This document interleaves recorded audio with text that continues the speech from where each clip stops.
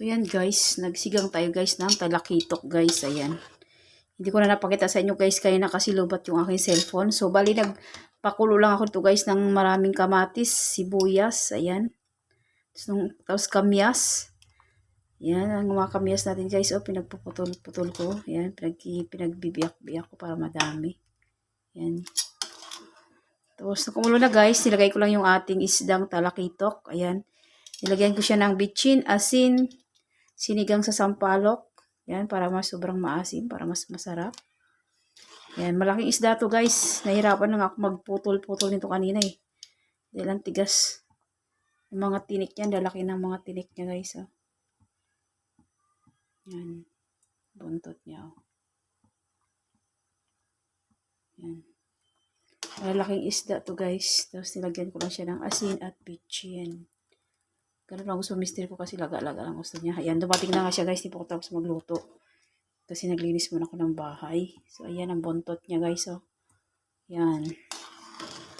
Yung ulo na sa ref guys. Nahirapan ako tad-tad. Bali, itong buntot guys ang aking niluto. So, ayan. Ayan. Pakulin lang natin. Pakulin guys. Saka natin ilagay yung ating talbos ng kamote guys. Ayan. Gutom na yung mister ko kasi dumating na hindi pa nakaluto. Nagligpit muna kasi ako guys ng bahay. Naglinis muna ako. So yan guys, balikan natin guys kapag natin yung ating talbos.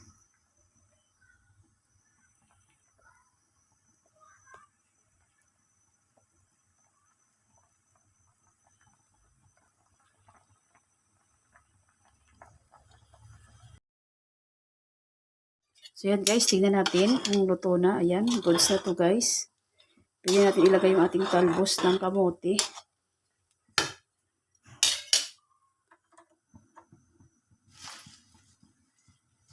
Yan, ang daming talbos guys ang nilagay ko. Maganda rin kasi guys ang talbos ng kamote sa katawan. Sa ating kalusugan guys, maraming mga benefits tayong makukuha sa talbos ng kamote. Yan.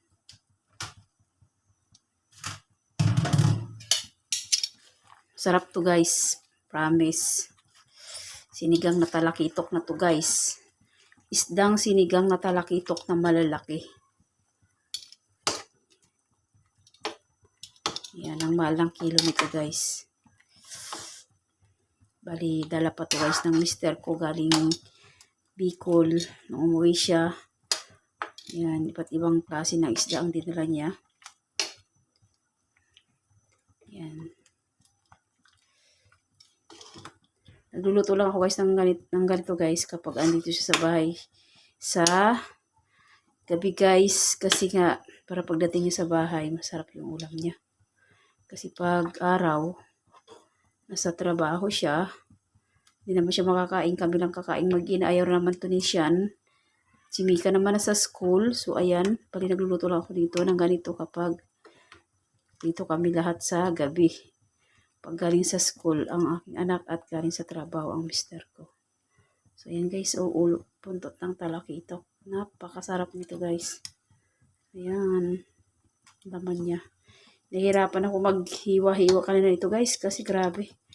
Ang tinik niya, napakalaki ng tinik niya. Kala mo buto na ng baboy yung buto nito eh.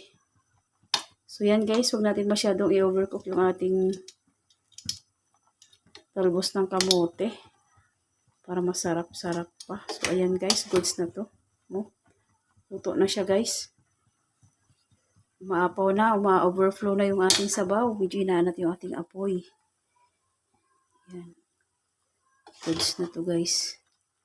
Tatawagin ko lang ang mister ko para kakain. Kasi luto na to.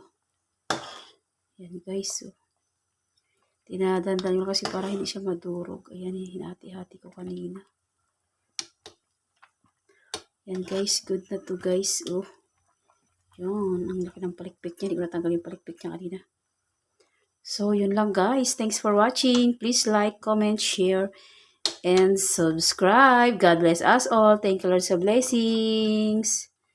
Yan guys, ang aking talakitok. Sinigang na talakitok. Hindi ko napakita sa inyo guys kung parang pagtadtad ko kanina. Wala kasi maghawak ng aking, walang magbibideo kasi sa akin. Ayan, luto na guys. Ang ating isdang. Sinigang na isdang talakitok guys.